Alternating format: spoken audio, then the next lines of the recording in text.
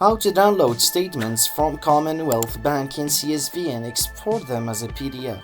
Hey everyone, in this video I'll show you how to download your statements from Commonwealth Bank, including how to export them in CSV format and as a PDF.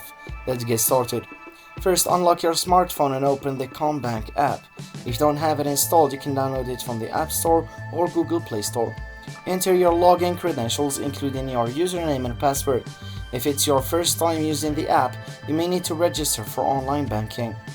Once you're logged in, you'll see your account overview, so tap on the specific account for which you want to download the statement, such as your checking or savings account. Scroll down the account details until you find the statements option. Tap on it to view the available statements for your account. You'll see a list of available statements for different periods, so choose the statement period you want to download, such as the last month or the previous year. To export your statement as a CSV, look for the Export or Download option and select CSV from the format choices. To export it as a PDF, return to the Statements page and select the Download or Export button again and choose PDF as the format, and this will download the statement to your device as a PDF file. Open your device's file manager or downloads folder to locate the downloaded CSV and PDF files.